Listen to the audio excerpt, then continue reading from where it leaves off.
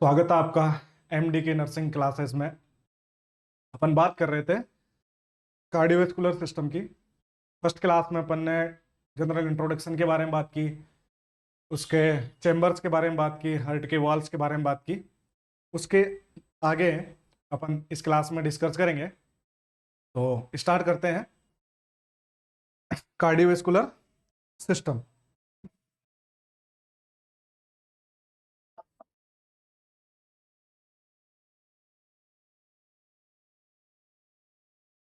Cardiovascular system, ठीक है। Next अपन बात करते हैं इसमें सर्कुलेशन।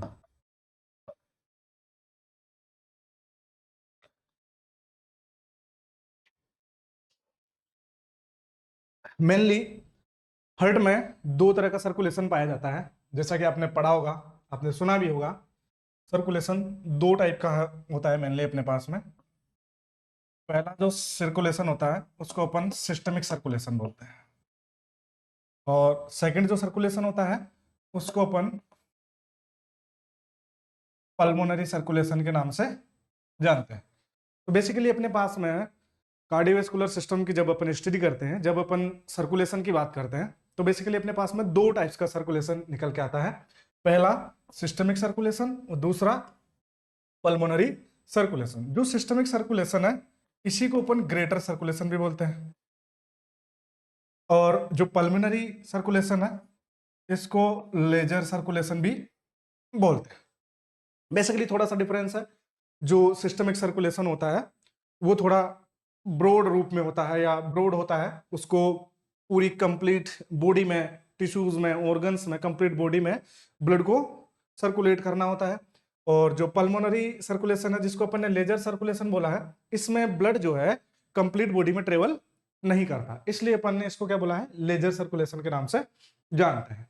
चलो बात करते हैं सबसे पहले सिस्टमिक सर्कुलेशन के बारे में। बेसिकली सिस्टमिक सर्कुलेशन होता क्या? चलो, सिस्टमिक सर्कुलेशन।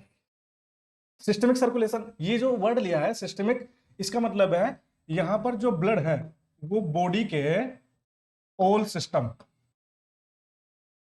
सारे के सारे सिस्टम में क्या होने वाला है, सर्कुलेट होने वाला है, सर्कुलेट होने वाला है। इसीलिए ऐसे सर्कुलेशन को अपन ने क्या नाम दे दिया, सिस्टमिक सर्कुलेशन। मतलब हार्ट के द्वारा ब्लड का ऐसा सर्कुलेशन जिसमें ब्लड क्या करेगा, हार्ट से निकलेगा, कंप्लीट बॉडी पार्ट्स में, कंप्लीट बॉडी सिस्टम में सर्कुलेट करेगा, और वापस से लौटकर कहां पे आएगा, हार्ट तक पहुंचेगा।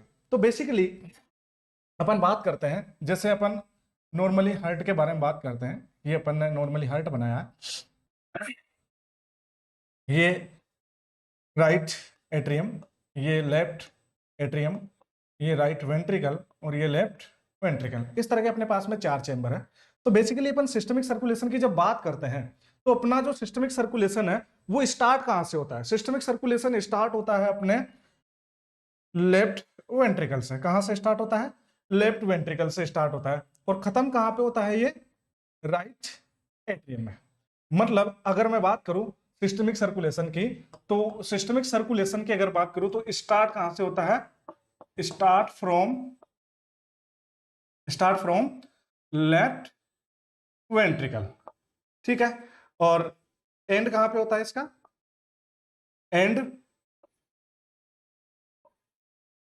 एंड फ्रॉम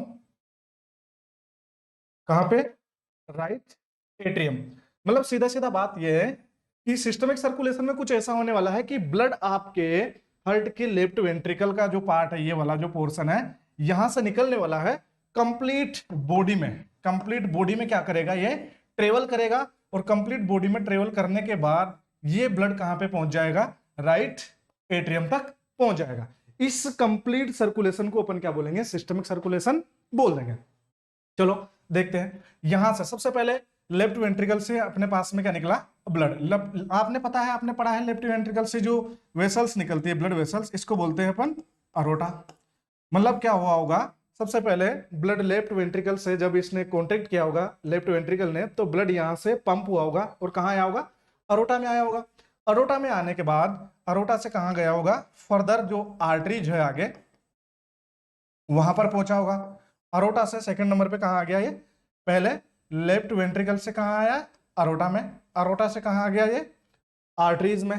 ठीक है, आर्टरीज जब फर्दर डिवाइडेड होती है तो ये बनाती है आर्ट्रियोल्स। क्या बनाती है, आर्ट्रियोल्स। तो आर्टरी से निकलकर ब्लड कहां आ जाएगा, आर्ट्रियोल्स में। यहां के बाद में ब्लड आ गया अपने पास में आर्ट्रियोल्स में। ठीक है, आर्ट्रियोल्स में आया। आर्ट्रियोल्स के बाद में अगर अपन बात करें ब्लड के, तो आर्ट्रियोल्स के बाद में कैपिलरी। कौन सी कैपिलरी, आर्ट्रियोल्स वाली कैपिलरी, आर्ट्रियोल्स कैपिलरी। ठीक है, आर्ट्रियोल से ब्लड पहुंचा कहां पर, आर्ट्रियोल कैपिलरी में। आर्ट्रियोल कैपिलरी से ब्लड जाने वाला है अपने टिश्यूज में या ऑर्गन्स में। यहां पहुंचा, या तो टिश्यू में पहुंचेगा या फिर लिख सकते हैं अपन ऑर्गन्स। ठीक है, आर्ट्रियोल कैपिलरी से कहां आ गया, टिश्यू में या ऑर्गन्स में। यहां से अब ये निकलेगा तो ये जाएगा कौन सी कैपिलरीज में जाएगा, यहां आर्ट्रियोल कैपिलरीज थी, यहां पर बनेगी वेन्यूल्स कैपिलरी। ठीक है, ऑर्गन्स में ब्लड का यूज हुआ और यूज होने के बाद में ये ब्लड अब क्या हो गया, डीऑक्सीजनेटेड हो गया। कैसा हो गया, डीऑक्सीजनेटेड हो गया। और डीऑक्सीजनेटेड होने के बाद में ये कहां पहुंच गया, वेन्यूल्स की कैपिलरी में। वेन्यूल्स की कैपिलरी से ये पहुंचेगा वेन्यूल्स में। ठीक है, वेन्यूल्स में। वेन्यूल्स के बाद में ब्लड कहां पहुंचने वाला है, वेन्यूल्स कैपिलरी से गया वेन्यूल्स में। यहां से कहां चला जाएगा, वीनस या वेन्स में, वेन्स में। ठीक है, वेन्स, वेन के बाद में ब्लड कहां जाने वाला है, वेन के बाद ब्लड जाएगा या तो सुपीरियर वेना केवा में या फिर इंफीरियर वेना केवा में। ठीक है, लास्ट में ब्लड कहां पहुंचना चाहिए, या तो सुपीरियर वेना केवा में पहुंचेगा या फिर इंफीरियर वेना केवा में पहुंचेगा। ठीक है, स्टार्ट कहां से होता, लेफ्ट वेंट्रिकल से, अरोटा में, अरोटा से आर्टरी में, आर्टरी से आर्ट्रियोल्स में, आर्ट्रियोल से आर्ट्रियोल कैपिलरीज में, वहां से टिश्यू या ऑर्गन्स तक, या फिर मैं इसे कह सकता हूं आपके सिस्टम तक, कोई भी बॉडी के सिस्टम तक गया। उसके बाद में डीऑक्सीजनेटेड हुआ, उसके बाद में वेन्यूल्स कैपिलरी में पहुंचा, उसके बाद में वेन्यूल्स में पहुंचा, वेन्यूल्स के बाद में वेन में पहुंचा, वेन से होता हुआ ड्रेनेज होता हुआ सुपीरियर वेना केवा या तो इंफीरियर वेना केवा तक पहुंचेगा। और इंफीरियर वेना केवा और सुपीरियर वेना केवा आपको पता है ये दोनों कहां जाके ओपन होते हैं, ये ओपन होते हैं राइट एट्रियम में।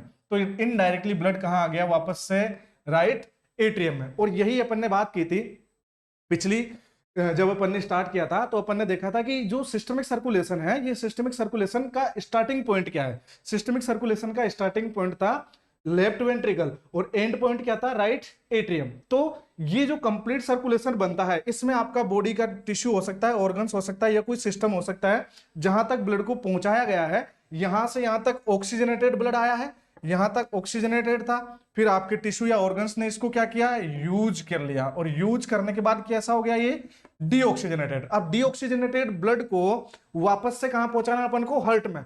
तो यहां से आपकी वेन्यूल्स की कैपिलरी, वेन्यूल्स, वेन, सुपीरियर और इंफीरियर वेना केवा की मदद से ब्लड कहां पहुंच जाएगा वापस, राइट एट्रियम में पहुंच जाएगा। इस प्रकार से आपके जो सर्कुलेशन की बात करते हैं, सिस्टमिक सर्कुलेशन की, तो इस तरह से आपके बॉडी में या हार्ट में सिस्टमिक सर्कुलेशन क्या होता है, कंप्लीट होता है। I hope you understand properly systemic circulation. Systemic circulation का मतलब है आपके हार्ट के द्वारा ब्लड को पंप किया जा रहा है फॉरवर्ड डायरेक्शन में, और ब्लड को कहां पहुंचाना है, ऑल बॉडी सिस्टम में पहुंचाना। कंप्लीट बॉडी सिस्टम में आपके क्या जाने वाला है, ब्लड जाने वाला है। तो उसका ये प्रॉपर रूट रहने वाला है, और यहीं से घूमकर ब्लड जो है वापस से कहां जाएगा, हार्ट में। लेफ्ट वेंट्रिकल से निकलने वाला है, उसके बाद में बॉडी ऑर्गन्स तक पहुंचने वाला है, वहां पर ब्लड का यूज किया जाएगा, उसके अंदर मौजूद जो भी ऑक्सीजन है, न्यूट्रिएंट्स वगैरह है, उनका यूज कर लिया जाएगा सेल्स के द्वारा, और वहां से डीऑक्सीजनेटेड होने के बाद में ब्लड को वापस कहां डाल दिया जाएगा, राइट एट्रियम में डाल दिया जाएगा। क्योंकि आपको पता है इसकी जो राइट साइड होती है ये डीऑक्सीजनेटेड ब्लड कैरी करती है, और जो लेफ्ट साइड होती है ये हमेशा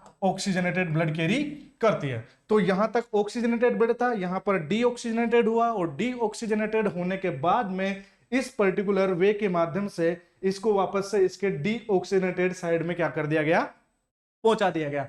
उसके बाद में सेकंड अपने पास में जो सर्कुलेशन था नंबर सेकंड, उसकी बात करते हैं। सेकंड नंबर ऑफ सर्कुलेशन पे अपन ने बात की थी, पहले नंबर पे था सिस्टमिक सर्कुलेशन और दूसरे नंबर पे अपन ने बात की थी पल्मोनरी सर्कुलेशन।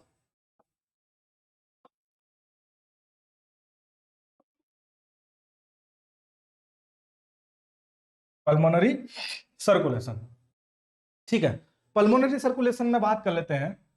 देखो इसके नाम से पता लग रहा है पल्मोनरी सर्कुलेशन, क्योंकि आपको पता है पल्मोनरी जो वर्ड है ये यूज किया जाता है लंग्स के लिए। किसके लिए? लंग्स के लिए। बेसिकली आप जानते हो, आपने पढ़ा है पल्मोनरी वर्ड का बेसिकली यूज किसके लिए कर रहे हैं अपन? लंग्स के लिए यूज कर रहे हैं। मतलब अब यहां पर ऐसा होने वाला है कि हार्ट से ब्लड को पंप किया जाएगा, लेकिन हार्ट से पंप करने के बाद ब्लड जो है कंप्लीट बॉडी सिस्टम में ट्रेवल नहीं करने वाला है, कंप्लीट बॉडी सिस्टम में ट्रेवल नहीं करने वाला है। वो हार्ट से निकलेगा और कहां जाएगा? लंग्स तक पहुंचेगा और लंग्स से वापस लौट के कहां आ जाएगा? हार्ट में आ जाएगा। मतलब आपके बॉडी के बहुत ज्यादा सिस्टम या बहुत ज्यादा ऑर्गन्स, बॉडी पार्ट इसमें इन्वॉल्व नहीं होने वाला है, इसलिए इसका नाम रखा गया है पल्मोनरी सर्कुलेशन। एक ऐसा सर्कुलेशन जिसमें ब्लड कहां से निकलेगा? हार्ट से। अगर मैं वापस से बात करूं तो ये हार्ट वाले वही 4 चैम्बर नाम आप रख दीजिए,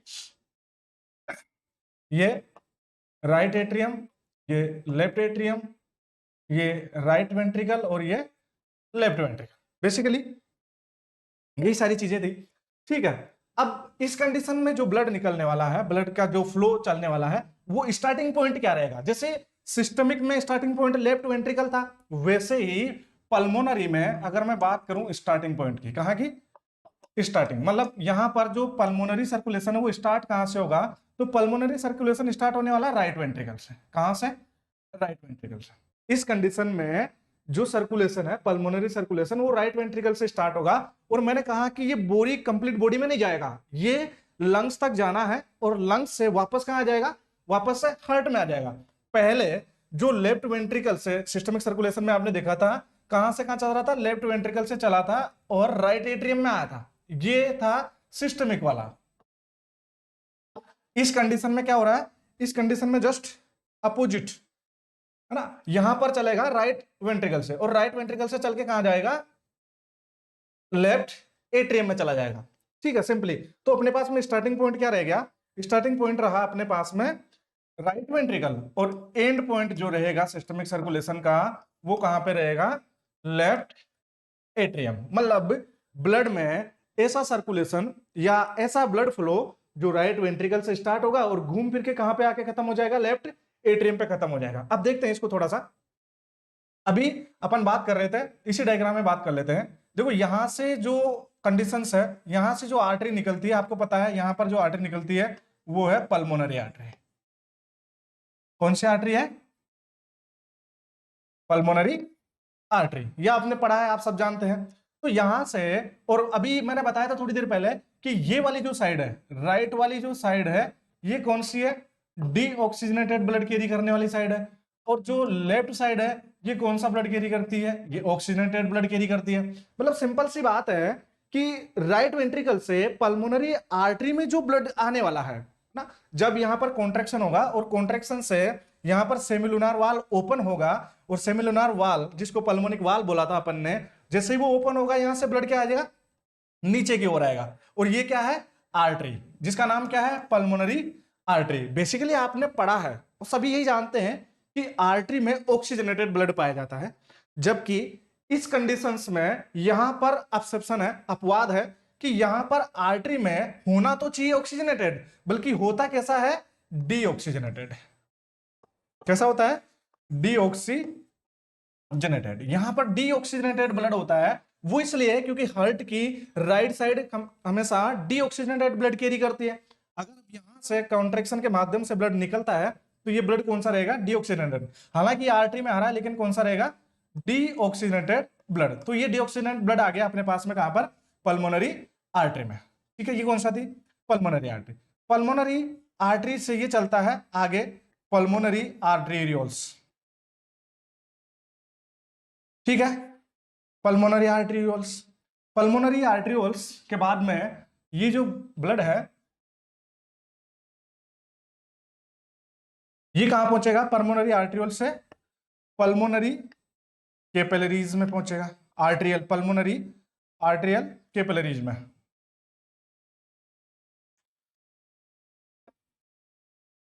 यहां से पल्मोनरी आर्टरी से जाएगा पल्मोनरी आर्ट्रियल कैपिलरीज में,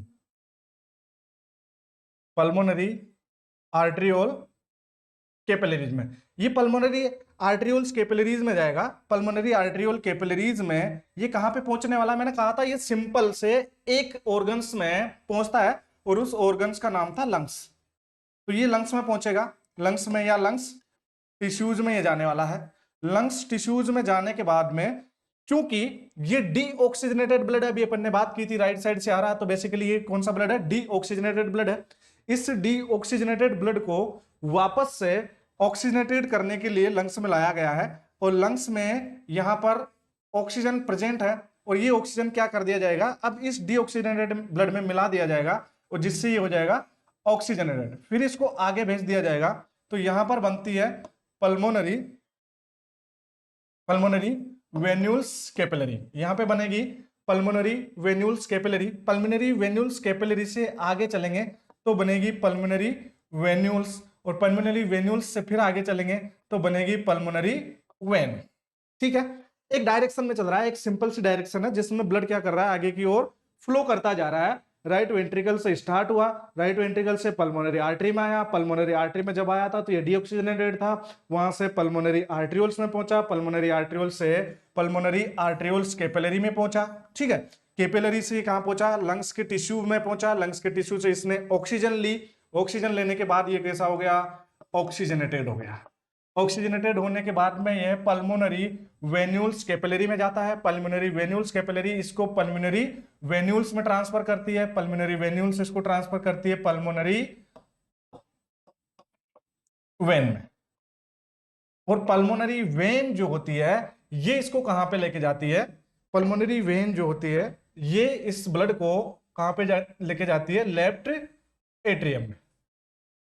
ये 4 पल्मोनरी वेन है जो इस कंप्लीट ब्लड को, ऑक्सीजनेटेड ब्लड को कहां पहुंचा देती है? हार्ट के लेफ्ट साइड में। चूंकि आपको पता है हार्ट की लेफ्ट साइड कौन सी होती है?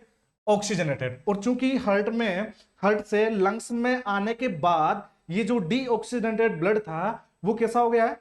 ऑक्सीजनेटेड हो गया है। तो ऑक्सीजनेटेड होने के बाद ये ब्लड कभी भी राइट साइड में नहीं जाएगा, क्योंकि राइट साइड हमेशा डीऑक्सीजनेटेड ब्लड को कैरी करती है। इसलिए इसको कहां जाना था? लेफ्ट साइड में जाना था। और अपन ने बात की थी, जब अपन ने स्टार्ट किया था तो अपन देख रहे थे इसका जो स्टार्टिंग पॉइंट रहता है वो रहता है राइट वेंट्रिकल, जबकि एंड पॉइंट कहां पे आता है अपना? Left ventricle.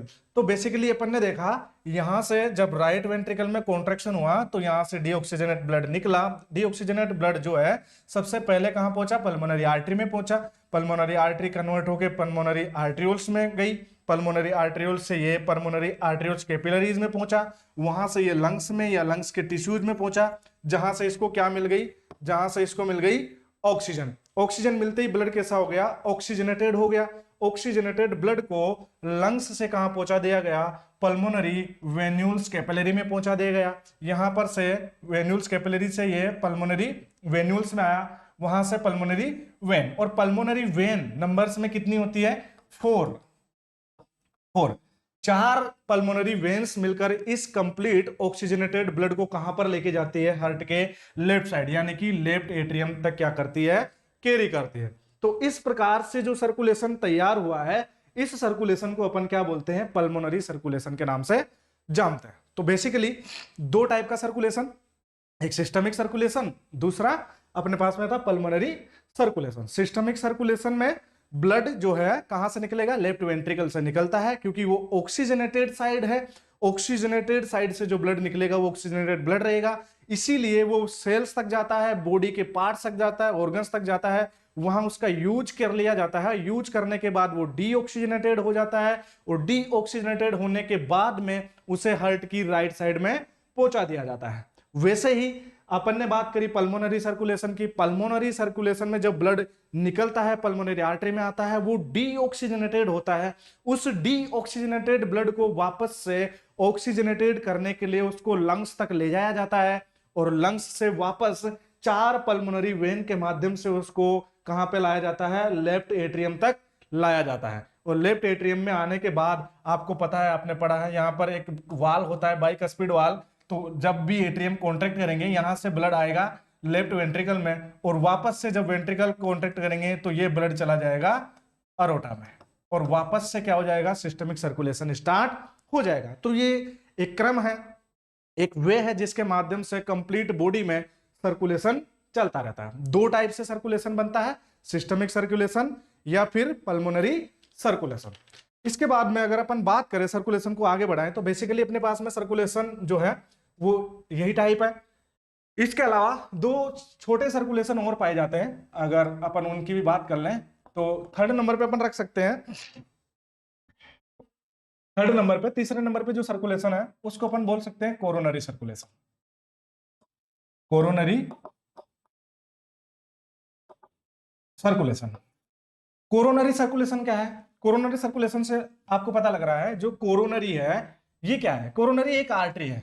क्या है? एक आर्टरी, एक प्रकार की आर्टरी है। और ये आर्टरी किसको सप्लाई करती है? ये सप्लाई करती है खुद हार्ट को ना।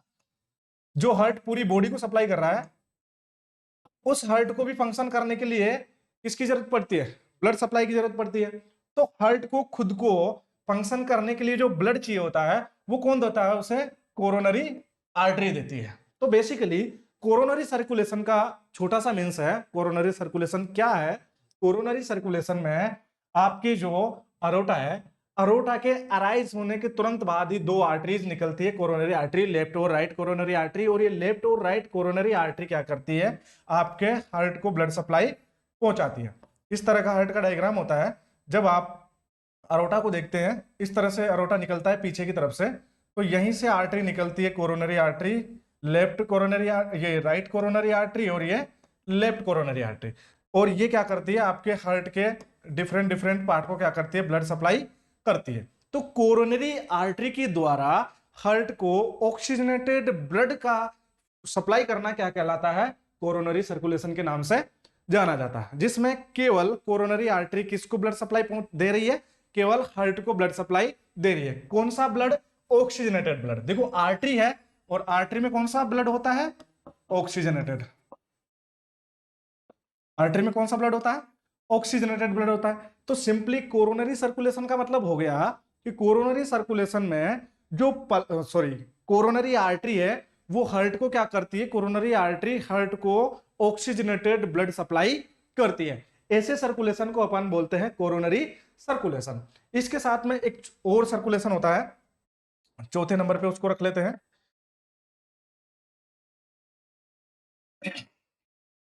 उसको बोलते हैं अपन माइक्रो सर्कुलेशन। माइक्रो सर्कुलेशन, ठीक है। माइक्रो का मतलब बहुत माइनर, बहुत छोटा सर्कुलेशन। अब बहुत छोटा सर्कुलेशन कौन सा सर्कुलेशन होगा? अभी आपने पढ़ा था कि जो आर्टरी है ये कन्वर्ट होती है आर्ट्रियोल्स में, ठीक है।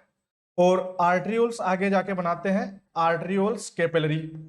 और आर्ट्रियोल्स कैपिलरी किससे जुड़ जाती है? आर्ट्रियोल्स कैपिलरी आगे जाके किससे प्लस होती है? ये प्लस होती है वेन्यूल्स कैपिलरी से, ठीक है। यहीं से बनते हैं फिर वेन्यूल्स, और वेन्यूल्स से बनती है वेन, ठीक है। सिंपली ये कंडीशन चलती है। अपने पास में आर्टरी से ऑक्सीजनेटेड ब्लड गया, ठीक है। ऑक्सीजनेटेड ब्लड कहां गया? आर्ट्रियोल्स में। आर्ट्रियोल्स से आर्ट्रियल कैपिलरी में, और ये किसको मिक्स हो जाती है? किसके साथ? एनास्टोमोसिस हो जाती है वेन्यूल्स कैपिलरी के साथ में। मतलब यहां पर क्या रहा होगा? यहां पर कोई ऑर्गन रहा होगा। क्या रहा होगा? ऑर्गन रहा होगा। इस ऑर्गन में जैसे ही आर्ट्रियोल्स कैपिलरी एंटर करती है तो यहां से ऑक्सीजनेटेड ब्लड सप्लाई हो जाती है ऑर्गन्स को, और ऑक्सीजनेटेड ब्लड सप्लाई होने के बाद में यहां पर जो दूसरी कैपिलरीज बनती है, वो बनती है वेन्यूल्स कैपिलरी। मतलब अब डीऑक्सीजनेटेड ब्लड जो है यहां से कलेक्ट हो गए वेन्यूल्स कैपिलरी में जाने वाला है, और वेन्यूल्स कैपिलरी से वेन्यूल्स, वेन से होता हुआ राइट एट्रियम तक पहुंच जाएगा।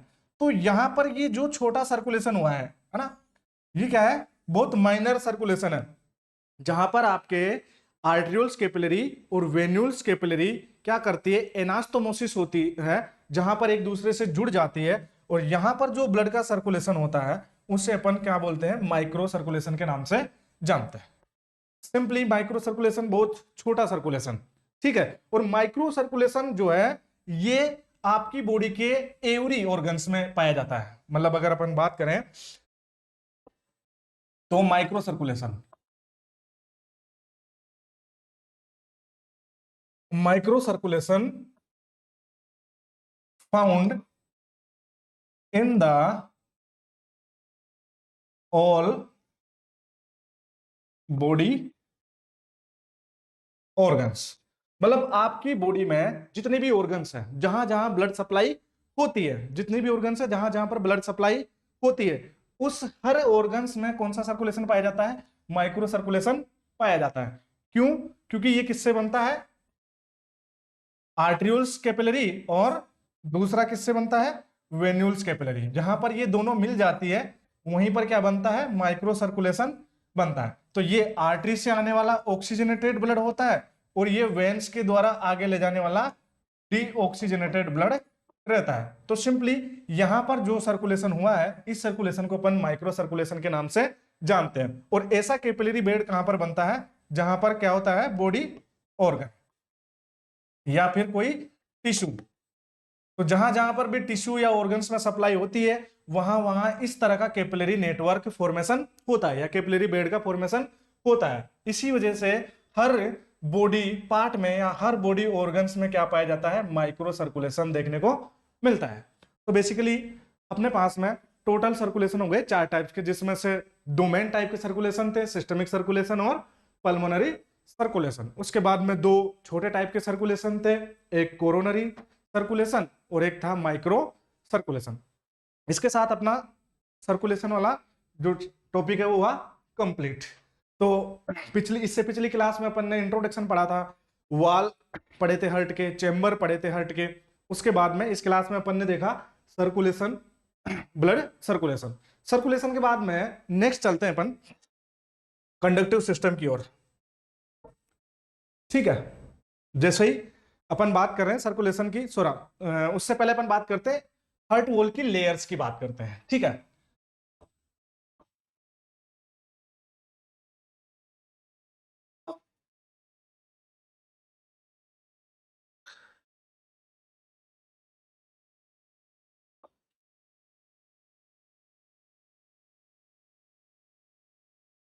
Layers of heart wall, heart wall की लेयर की बात करते हैं, लेयर ऑफ हर्ट वॉल, ठीक है। तो बेसिकली हर्ट की जो वॉल है, वॉल मतलब जो हर्ट की दीवार है, मान के चलो ये हर्ट है, तो ये जो हर्ट की वॉल है इसकी अपन बात करें अगर, ठीक है, और इस वॉल में से अगर अपन एक क्रॉस सेक्शन निकालें, यहां से इसको काट के अपन बाहर लेके आए, और जब इसको बड़ा करके देखेंगे अपन, तो ये कुछ इस तरह से नजर आएगी, ठीक है।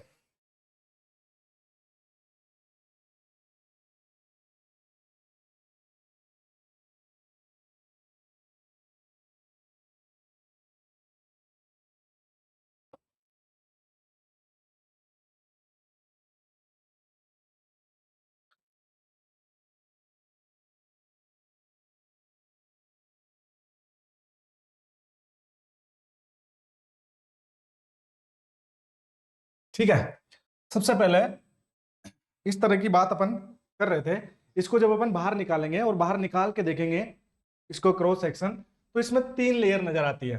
तो सबसे पहले अपन बात करें लेयर ऑफ हर्ट वॉल, तो हर्ट वॉल में लेयर की संख्या कितनी होती है, नंबर्स ऑफ लेयर्स कितनी होती है टोटल हर्ट वॉल में, 3 लेयर्स होती है। नाम मैं लिख देता हूं, सबसे पहला जो सबसे अंदर होती है उसको एंडोकार्डियम बोलते हैं।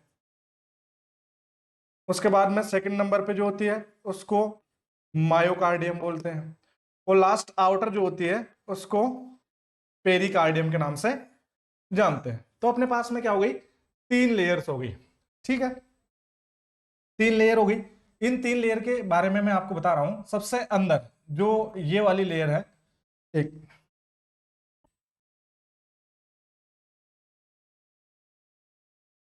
ये जो मैंने ब्लू कलर से बनाई है, ये वाली जो लेयर है इसको अपन बोल रहे हैं एंडोकार्डियम। कौन सी लेयर है, एंडोकार्डियम लेयर। एंडोकार्डियम लेयर जो है, इसके बारे में अगर अपन बात करें तो ये हार्ट की इनर मोस्ट लेयर होती है। इनर मोस्ट का मतलब होता है जो सबके अंदर होती है, सबके नीचे की तरफ जो पाई जाती है। मतलब अगर हार्ट की बात करें तो ये वाली जो लेयर है ये यहाँ कहीं होगी, है ना। ये सबके अंदर वाली लेयर की बात की जा रही है। हार्ट के सबसे अंदर भीतर की तरफ जो लेयर है उसे अपन इनर मोस्ट लेयर के नाम से जानते हैं, और इसी इनर मोस्ट लेयर का नाम क्या है, एंडोकार्डियम लेयर। ठीक है, इस लेयर का काम क्या है, ये सबसे अंदर होती है, इसलिए ये क्या करती है, आपका जो हार्ट की वॉल होती है, इनर वॉल ना, इनर वॉल और हार्ट के जो वाल्व होते हैं उनको लाइन करती है। मतलब आपने देखा होगा जब अपन ने पढ़े थे वाल्व वगैरह, यहाँ पे, यहाँ पे, यहाँ और यहाँ, तो इन सब पे अंदर की तरफ जो लाइनिंग है वो किसकी बनी होती है, एंडोकार्डियम की, क्योंकि ये सबके अंदर पाई जाती है। तो हार्ट को अंदर से लाइन करने का काम कौन करती है, हार्ट की वॉल हो सकती है या वाल्व हो सकते हैं। वाल्व या हार्ट की जो इनर लाइनिंग है उसको लाइन करने का काम कौन करती है, एंडोकार्डियम। पहली बात, एंडोकार्डियम क्या है, इनर मोस्ट लेयर है। दूसरी बात, एंडोकार्डियम क्या करती है, हार्ट के वाल और हार्ट की जो इनर लेयर है उसको क्या करती है, लाइन करती है, अंदर से वाल को बनाती है।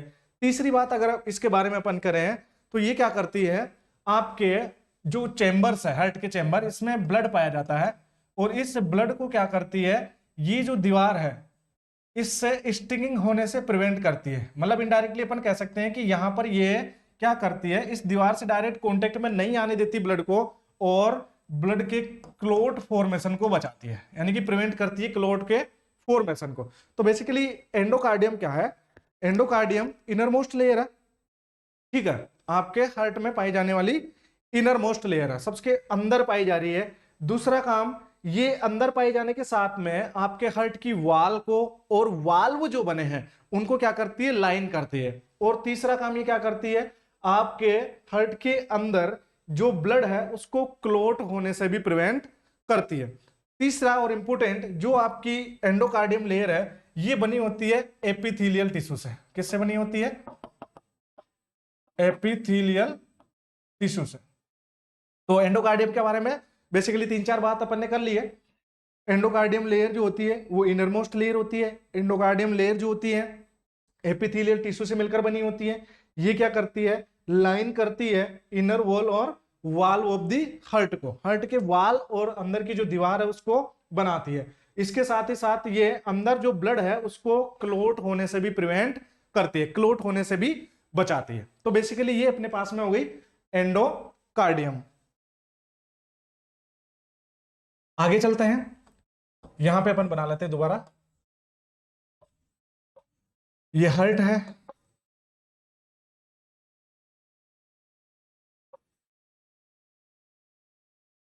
ठीक है। ये अभी अपन ने जो पढ़ा वो ये वाली लेयर थी, एंडोकार्डियम। इसके बाद में सेकंड अपन बात करते हैं इसके बारे में, मायोकार्डियम के बारे में। ये क्या है, मायोकार्डियम। ठीक है, ये थी एंडोकार्डियम। और इसके बाहर जो ये वाली लेयर बनती है,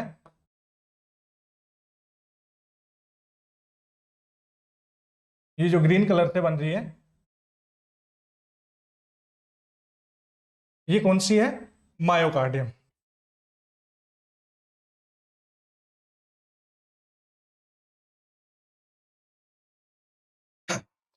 ठीक है, अब मायोकार्डियम के बारे में थोड़ी सी बात कर लेते हैं। मायोकार्डियम क्या है? सबसे पहले ये जो है मिडिल लेयर होती है। कौन सी लेयर होती है? मिडिल, क्योंकि ये अगर इनर मोस्ट है, एंडोकार्डियम अगर इनर मोस्ट है तो इसके और पेरिकार्डियम जो बाहर आने वाली है इसके बीच में अगर है तो ये कौन सी हो गई? मिडिल लेयर हो गई। दूसरी बात, मिडिल के साथ में ये मस्कुलर होती है, हाईली मस्कुलर होती है। तीसरी कंडीशंस, मिडिल और मस्कुलर लेयर होती है। ठीक है, तीसरी बात इसके बारे में बात करें तो ये कैसी होती है? थिक होती है। बाकी जो दोनों लेयर है एंडोकार्डियम और पेरिकार्डियम, उनके कंपैरिजन में क्या होती है? थिक होती है। तो पहली बात हो गई ये मिडिल लेयर होती है, मस्कुलर लेयर होती है। ठीक है, मसल से मिलकर बनी होती है। जबकि एंडोकार्डियम किससे मिलकर बनी थी? एंडोकार्डियम एपिथेलियल सेल से बनी थी, ये किससे बनती है? मसल से बनती है। और मसल से बनने की वजह से कैसी होती है? थिक होती है। और इसका इंपोर्टेंस जो है वो सबसे ज्यादा इंपोर्टेंस क्या है मायोकार्डियम का? मायोकार्डियम का सबसे ज्यादा इंपोर्टेंस इसलिए है क्योंकि ये क्या करती है? कॉन्ट्रैक्शन करवाती है। क्या करवाती है? कॉन्ट्रैक्शन। हार्ट में नॉर्मली जो कॉन्ट्रैक्शन होते हैं वो कॉन्ट्रैक्शन किसकी वजह से होते हैं? वो कॉन्ट्रैक्शन होते हैं मायोकार्डियम की वजह से। मतलब myocardium is responsible for the contraction of heart. Heart में जितने भी कॉन्ट्रैक्शन हो रहे हैं वो किसके ऊपर डिपेंड कर रहे हैं? मायोकार्डियम लेयर के ऊपर डिपेंड करते हैं। मतलब सबसे इंपोर्टेंस के अकॉर्डिंग देखा जाए तो तीनों लेयर में सबसे ज्यादा इंपोर्टेंस रखने वाली लेयर कौन सी है? मायोकार्डियम। क्योंकि मायोकार्डियम क्या करती है? कॉन्ट्रैक्शन करवाती है। और हार्ट का काम क्या होता है? कॉन्ट्रैक्शन करना। अगर मायोकार्डियम कॉन्ट्रैक्शन ना करवाए तो हार्ट अपना फंक्शन प्रॉपरली नहीं कर सकता। इसलिए इंपोर्टेंस के आधार पर सबसे इंपोर्टेंट लेयर जो रहेगी वो कौन सी रहेगी? मायोकार्डियम रहने वाली है। तो मायोकार्डियम के बारे में अपन ने 3-4 बात की है।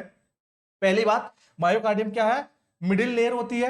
दूसरी बात, ये मस्कुलर होती है, हाईली मस्कुलर होती है। इसी की वजह से क्या होती है? ये थिक भी होती है। बाकी दोनों लेयर के कंपैरिजन में ये क्या होती है? मोटी होती है, थिक होती है। और तीसरी और इंपॉर्टेंट बात जो रहती है वो ये है कि यहां जो मायोकार्डियम लेयर है ये किसके लिए रेस्पॉन्सिबल होती है?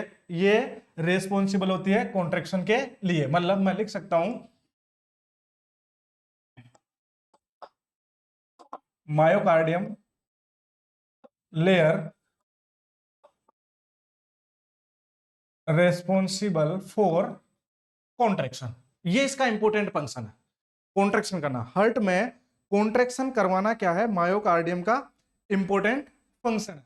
और ये कैसी होती है? मसल से मिलकर बनी होती है, मिडिल लेयर होती है। इसमें जो मसल्स होती है इसकी क्वालिटी होती है, आपने पढ़ा होगा पहले, वॉलेंट्री और नॉन वॉलेंट्री। तो यहां पर जो मसल्स होती है मायोकार्डियम में वो नॉन वॉलेंट्री मसल्स होती है।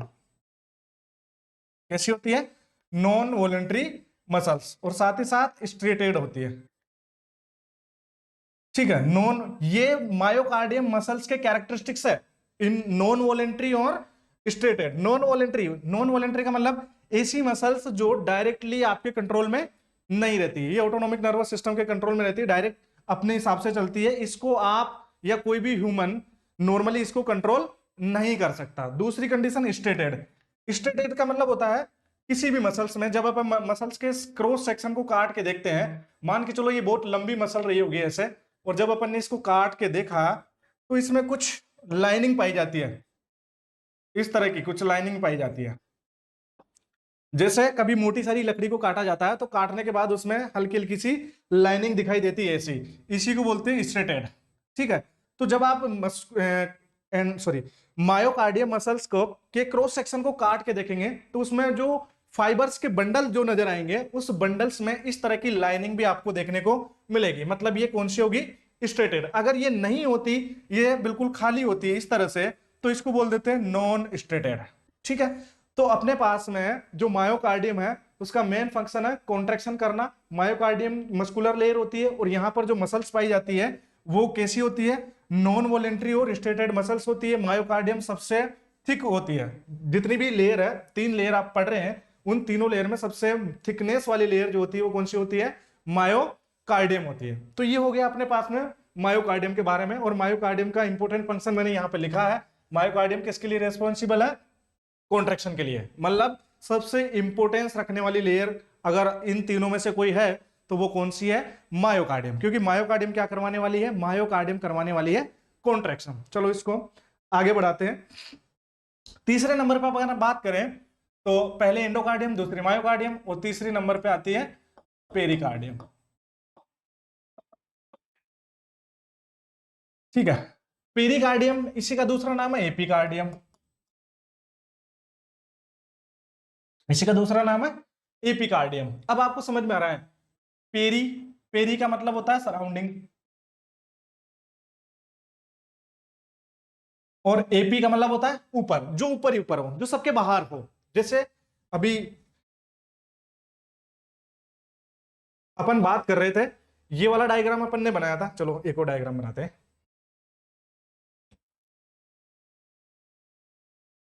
ठीक है, अपन एक और डायग्राम ड्रॉ करें अगर,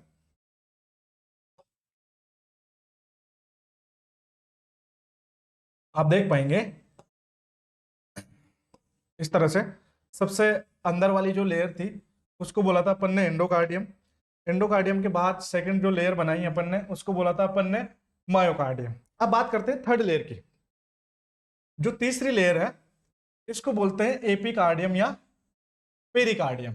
ठीक है, ये जो लेयर है ये सबसे आउटर मोस्ट लेयर होती है। तो इसके बारे में अगर कुछ लिखना चाहें अपन तो लिख सकते हैं, ये कैसी होती है, आउटर मोस्ट। एक होती थी इनर मोस्ट जो सबके अंदर थी।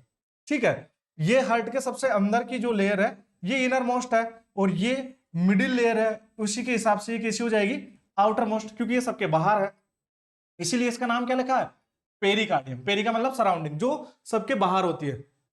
ठीक है, आउटर मोस्ट। दूसरी बात, ये जो है ये किससे मिलकर बनी होती है, ये फाइब्रस टिश्यू से मिलकर बनी होती है।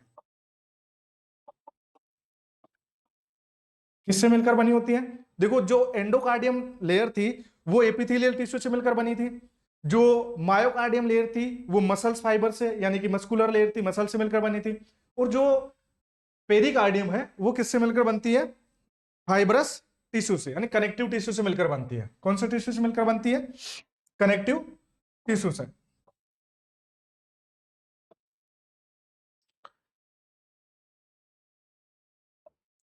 लिख लो, कनेक्टिव टिश्यू।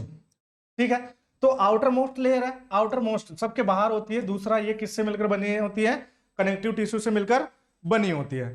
तीसरी बात करें तो ये क्या करती है, ये हार्ट को कवर करके रखती है। क्या करती है, हार्ट को कवर करती है। आप देख पा रहे हैं क्योंकि ये सबके बाहर है तो इसने क्या किया हुआ है, हार्ट को कवर किया हुआ, कंप्लीटली हार्ट को क्या करती है, ये कवर करके रखती है। इसके बारे में एक और बात कर लेते हैं। आउटर मोस्ट होती है, कनेक्टिव टिश्यू से मिलकर बनी होती है, उसके बाद में हार्ट को कवर करके रखती है। इसके साथ साथ ये क्या करती है, हार्ट को नॉर्मल पोजीशन मेंटेन करने में हेल्प करती है। किसमें, हार्ट को हेल्प करती है, किसके अंदर, नॉर्मल पोजीशन को मेंटेन करने में।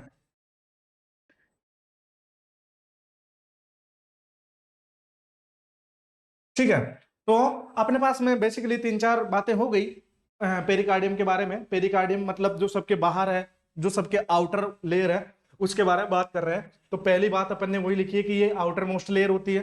दूसरी बात अपन ने लिखी है कि ये किससे मिलकर बनी होती है, कनेक्टिव टिश्यू से मिलकर बनी होती है। तीसरी बात अपन ने की कि ये क्या करती है, हार्ट को कवर करके रखती है। और चौथी बात अपन ने की, ये क्या करती है, हार्ट की नॉर्मल पोजिशन को मेंटेन करती है। अब बात आती है पेरिकार्डियम को, जब अपन डीप स्टडी करते हैं तो क्या पाते हैं कि पेरिकार्डियम की खुद की दो लेयर होती है। पेरिकार्डियम की खुद की दो लेयर होती है। बेसिकली एक लेयर मान लेते हैं ये वाली है, और एक लेयर इसके जस्ट बाहर बना लेते हैं।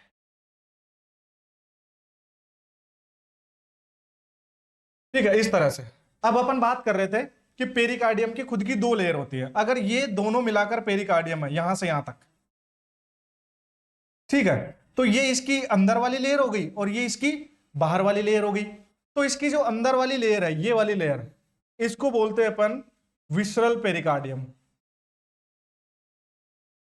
क्या बोलते हैं इसको, विसरल पेरिकार्डियम।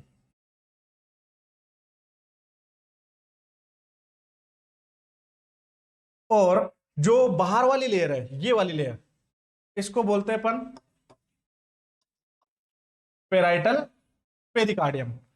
ठीक है, अपन बात कर रहे थे किसके बारे में, पेरिकार्डियल लेयर के बारे में। पेरिकार्डियल लेयर के बारे में तीन चार चीजें अपन ने देखी है। सबसे आउटर मोस्ट लेयर होती है, उसके साथ साथ ये कनेक्टिव टिश्यू से मिलकर बनी होती है। उसके बाद में ये क्या करती है, हार्ट को कवर करके रखती है, और हार्ट को कवर करने के साथ साथ हार्ट की नॉर्मल पोजीशन को मेंटेन करने में भी क्या करती है, मदद करती है।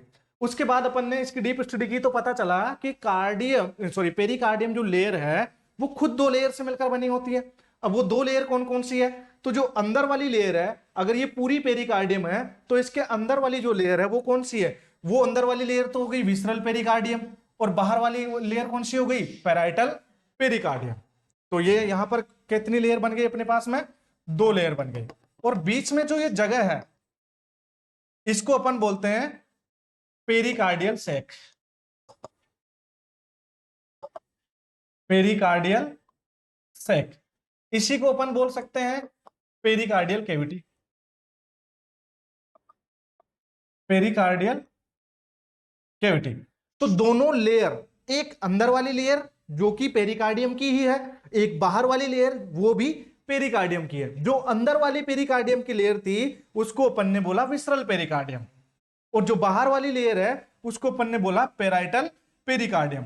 ये जो है ये अंदर वाली लेयर है और ये जो है बाहर वाली लेयर है। इन दोनों लेयर के बीच में अगर मैं बात करूं तो ये वाली जो अंदर वाली लेयर है ये क्या करती है, ये डायरेक्टली कनेक्ट होती है हार्ट से, हार्ट के सराउंडिंग वाले पार्ट से, जबकि ये क्या करती है, ये फॉर्मेशन करती है सेक का।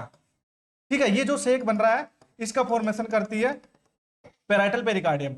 इस सेक में क्या पाया जाता है, इस सेक में क्या पाया जाता है, स्पेशल टाइप का फ्लूइड पाया जाता है, और इस फ्लूइड को क्या नाम देते हैं, इस फ्लूइड को नाम देते हैं pericardial fluid, pericardial fluid. Simply अपन बात कर रहे थे हार्ट की वॉल की लेयर के बारे में। पहली जो इनरमोस्ट वॉल थी वो थी एंडोकार्डियम, ठीक है, जो एपिथेलियम से मिलकर बनी थी, जिसने हार्ट की वॉल अंदर से और वाल्व जो है हार्ट के उनको लाइन किया था। उसके बाद में वो एपिथेलियम सेल से बनी थी, मायोकार्डियम मसल से बनी थी, सबसे मोटी थी, थिक थी, उसके अलावा कॉन्ट्रैक्शन करवा रही थी, सबसे इंपोर्टेंट थी। उसके बाद अपन बात कर रहे थे पेरिकार्डियम, तो पेरिकार्डियम के बारे में outer most layer connective tissue से मिलकर बनी होती है, हार्ट को कवर करती है, पोजीशन को भी मेंटेन करती है, और खुद दो लेयर से मिलकर बनी होती है। उनमें पहली जो बाहर की तरफ होती है उसे पैराइटल पेरिकार्डियम बोलते हैं, जो अंदर की तरफ होती है उसको विसरल पेरिकार्डियम बोलते हैं। विसरल पेरिकार्डियम डायरेक्टली हार्ट के कांटेक्ट में रहती है। थोड़ा सा आगे ले लेते हैं, बात करें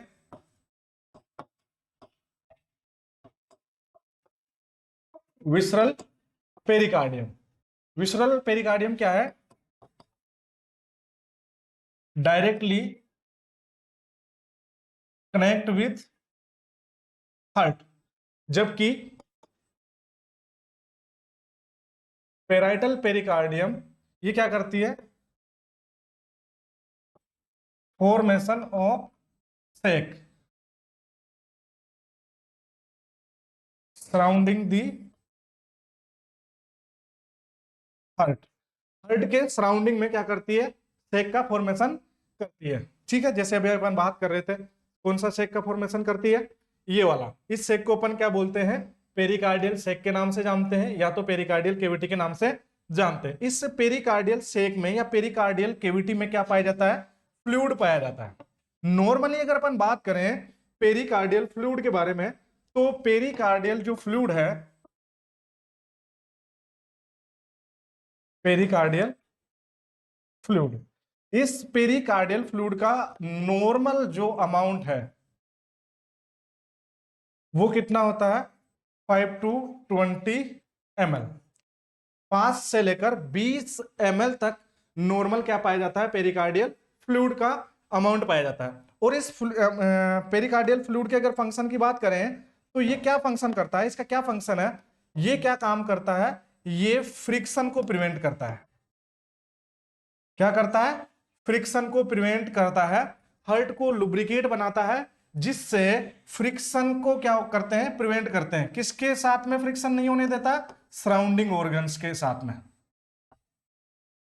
जो हार्ट के आसपास के जो ऑर्गन है, सराउंडिंग ऑर्गन्स है, वहां पर हार्ट का फ्रिक्शन ना हो, इसके लिए हार्ट को लुब्रिकेट करने का काम करता है पेरिकार्डियल फ्लूइड। तो पेरिकार्डियल फ्लूइड का फंक्शन अगर अपन लिखें तो फंक्शन हो सकता है कि ये क्या करता है, पहला काम तो ये हार्ट को लुब्रिकेट करता है। क्या करता है? Lubricate the heart. और हार्ट को लुब्रिकेट करने के साथ साथ क्या करता है, सराउंडिंग ऑर्गन्स जो है उनके साथ में फ्रिक्शन को क्या करता है, प्रिवेंट करता है। मतलब मैं लिख सकता हूं prevent friction with surrounding organs. तो ये पेरिकार्डियल फ्लूइड के दो फंक्शन हो गए। पहला फंक्शन हो गया अपने पास में पेरिकार्डियल फ्लूइड का, लुब्रिकेट दी हार्ट। हार्ट को क्या करता है, लुब्रिकेट मतलब चिकना बनाता है। और जब चिकना बना देगा, लुब्रिकेट कर देगा, तो वहां पर क्या नहीं होगा, जो सराउंडिंग ऑर्गन्स है, हार्ट के आसपास के जो ऑर्गन्स है उनके साथ हार्ट की जब एक्टिविटी होती है, रिलैक्सेशन कॉन्ट्रैक्शन वाला जो प्रोसेस चलता है, उसके दौरान वहां पर दूसरे ऑर्गन के साथ फ्रिक्शन नहीं होगा, मतलब एक्सटर्नल इंजरी को भी प्रिवेंट कर रहा है। तो बेसिकली अपने पास में दो फंक्शन हो गए। और ये इसका नॉर्मल अमाउंट था जो मैं बात कर रहा था, normal amount of the pericardial fluid. तो नॉर्मल अमाउंट कितना था अपने पास में, 5 से लेकर 20 ml क्या है, फ्लूइड का नॉर्मल अमाउंट है। ठीक है, उसके बाद में इसी को आगे बढ़ाते हैं अपन। अगर ये नॉर्मल अमाउंट मैं फिर से लिख रहा हूं, कितना है अपने पास में, 5 से लेकर 20 ml क्या है, नॉर्मल अमाउंट है। किसका नॉर्मल अमाउंट है ये, पेरिकार्डियल फ्लूइड। तो पेरिकार्डियल फ्लूइड का नॉर्मल अमाउंट अपने पास में 5 से लेकर 20 ml। किसी किसी कंडीशंस में अगर इसका अमाउंट बढ़ जाता है, एक्सेसिव हो जाए, क्या हो जाए, excessive accumulation of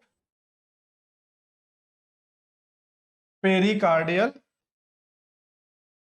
fluid. Excessive accumulation of pericardial fluid इसको बोलते हैं कार्डियक टेम्पोनेट।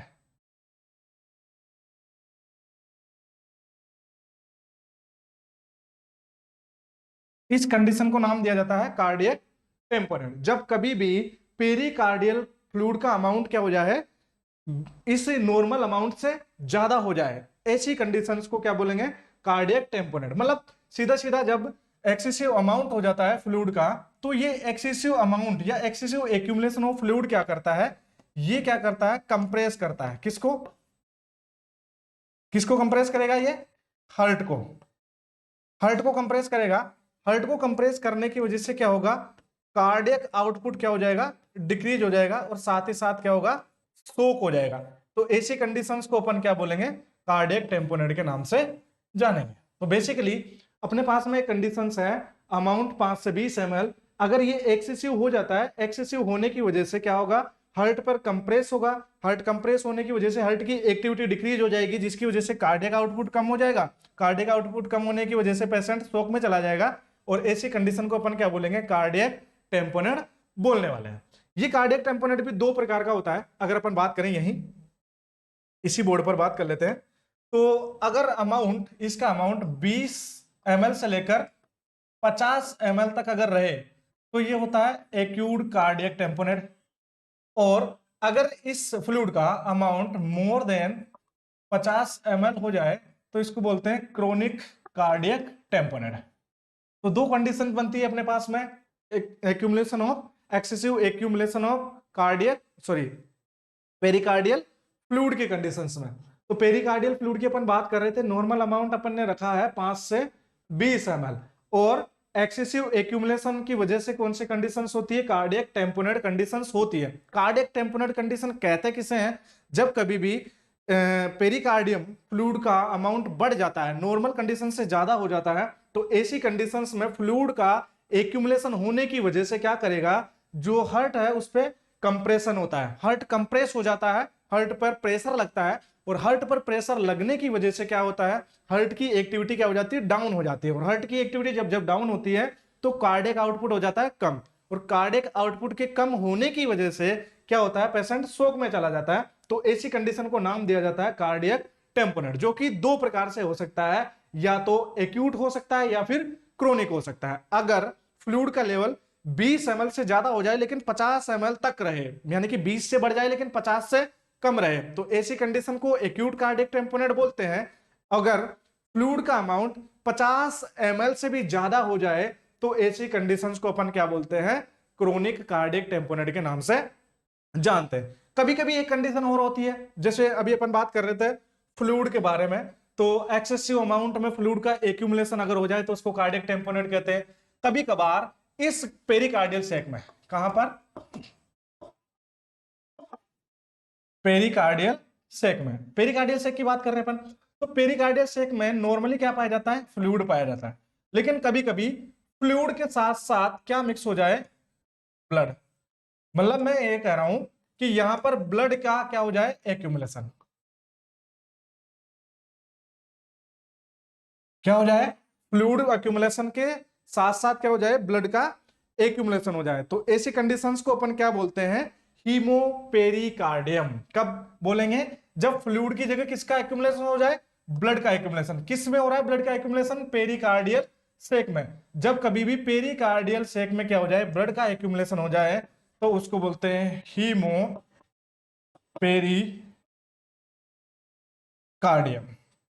हीमोपेरिकार्डियम आपने पढ़ा है, हीमो जो वर्ड है वो यूज किया जाता है ब्लड के लिए, किसके लिए, ब्लड के लिए। तो अगर कभी भी पेरिकार्डियम सेक में फ्लूइड के जगह ब्लड का एक्यूमुलेशन होता है तो ऐसी कंडीशंस को अपन हीमोपेरिकार्डियम के नाम से जानते हैं। तो ये हो गया अपने पास में लेयर ऑफ हार्ट वॉल। अपन ने स्टार्ट किया था, एक बार इसको रिवाइज कर लेते हैं। कार्डियोवेस्कुलर सिस्टम में सर्कुलेशन से सिस्टमिक सर्कुलेशन और पल्मोनरी सर्कुलेशन। सिस्टमिक सर्कुलेशन को ग्रेटर सर्कुलेशन बोला था, पल्मोनरी को लेजर सर्कुलेशन बोला था।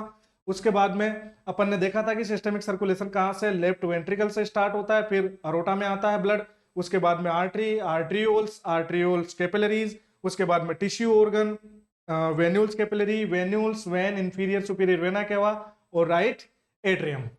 उसके बाद में सेकंड कंडीशन जो थी अपने पास में वो थी पल्मोनरी सर्कुलेशन। पल्मोनरी सर्कुलेशन में ब्लड जो है राइट वेंट्रिकल से निकलता है, पल्मोनरी आर्टरी में आता है, फिर पल्मोनरी आर्ट्रियोल्स में आता है, पल्मोनरी आर्ट्रियोल्स कैपिलरीज में आता है, फिर लंग्स में पहुंचता है, लंग्स के बाद में ऑक्सीजन लेता है, ऑक्सीजन लेने के बाद ऑक्सीजनेटेड होने के बाद पल्मोनरी वेन्यूल्स कैपिलरी में जाता है, फिर पल्मोनरी वेन्यूल्स में जाता है, पल्मोनरी वेल्स, और चारों पल्मोनरी वेन्स इसको कहा जाती है लेकर लेफ्ट एट्रियम तक पहुंचाती है।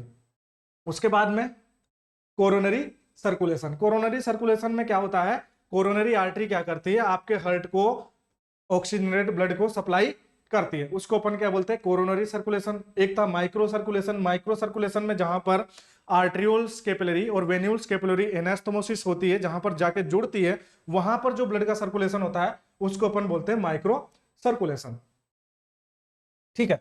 उसके बाद में नेक्स्ट अपन ने देखा था micro circulation found in the all body organs. मतलब इस तरह का जो सर्कुलेशन है वो हर बॉडी में, बॉडी के हर पार्ट में, प्रत्येक each and every organs have the micro circulation. उसके बाद में नेक्स्ट बात की थी अपन ने लेयर्स की। तो लेयर्स ऑफ हार्ट वॉल की, हार्ट वॉल की 3 लेयर थी। सबसे पहले अपन ने बात की थी एंडोकार्डियम जो सबसे इनर मोस्ट थी, उसके बाद में मिडिल में मायोकार्डियम और आउटर मोस्ट में पेरिकार्डियम।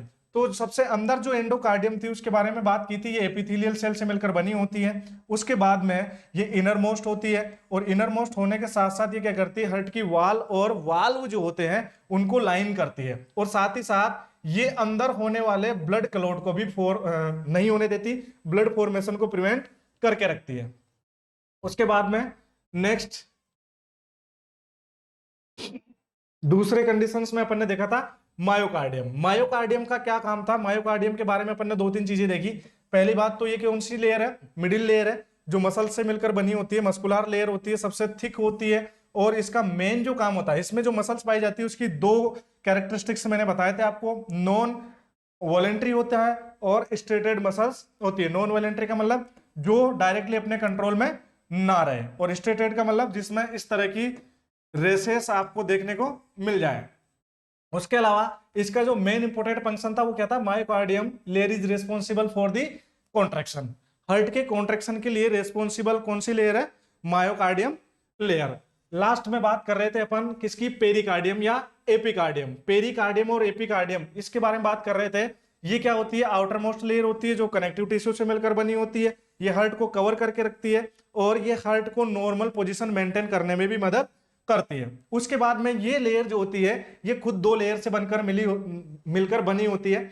जो अंदर वाली जो लेयर है उसको अपन विसरल पेरिकार्डियम बोल रहे थे, जो बाहर वाली लेयर थी उसको अपन पेराइटल पेरिकार्डियम बोल रहे थे। जो विसरल पेरिकार्डियम है वो डायरेक्टली कांटेक्ट में रहती है हार्ट के, जबकि पेराइटल पेरिकार्डियम है वो एक सेक का फॉर्मेशन करती है, केविटी का फॉर्मेशन करती है, और इसी सेक या केविटी को अपन पेरिकार्डियल सेक या पेरिकार्डियल केविटी के नाम से जानते हैं। इस पेरिकार्डियल सेक या पेरिकार्डियल केविटी में एक प्रकार का फ्लूइड पाया जाता है, जिसे अपन क्या बोलते हैं, पेरिकार्डियल फ्लूइड के नाम से जानते हैं। ये जो पेरिकार्डियल फ्लूइड है ये क्या होता है, इसका नॉर्मल अमाउंट अपन ने देखा था 5 से 20 ml तक होता है। इसका फंक्शन क्या होता है पेरिकार्डियल फ्लूइड का, ये क्या करता है, हार्ट को लुब्रिकेट करता है और हार्ट के सराउंडिंग में जो ऑर्गन्स है वहां पर होने वाले फ्रिक्शन से प्रिवेंट करता है। मतलब ये कहीं ना कहीं हार्ट को एक्सटर्नल इंजुरी से प्रिवेंट कर रहा है लुब्रिकेशन के साथ साथ। उसके बाद में अपन ने बात की थी पेरिकार्डियल फ्लूइड। अगर पेरिकार्डियल फ्लूइड का एक्सेसिव एक्यूमुलेशन होता है और एक्सेसिव एक्यूमुलेशन की वजह से हार्ट कंप्रेस होता है और हार्ट की एक्टिविटी डिक्रीज होती है, हार्ट की एक्टिविटी डिक्रीज होने की वजह से कार्डियक आउटपुट डिक्रीज होता है, और कार्डियक आउटपुट डिक्रीज होने की वजह से पेशेंट में शोक लाइक सिम्टम अगर देखने को मिलते हैं तो ऐसी कंडीशन को कार्डियक टेम्पोनेट के नाम से जानते हैं। उसके बाद में अपन ने बात की थी कार्डियक टेम्पोनेट दो प्रकार से हो सकता है, एक्यूट या क्रोनिक। अगर पेरिकार्डियल जो फ्लूइड है उसका लेवल 20 ml से बढ़कर 50 ml तक पहुंच जाए तो ये कौन सा कहलाता है, एक्यूट कार्डियक टेम्पोनेट कहलाता है। और किसी कंडीशंस में इसका लेवल अगर 50 ml से भी ज्यादा हो जाए तो उसको अपन क्रोनिक कार्डियक टेम्पोनेट के नाम से जानते हैं। धन्यवाद दोस्तों, आज की क्लास में अपन यहीं तक डील करेंगे। इसके आगे का जो भी टॉपिक रहेगा उसको एक नई एनर्जी के साथ, नई ऊर्जा के साथ नेक्स्ट क्लास में अपन डील करने वाले हैं। तब तक के लिए धन्यवाद।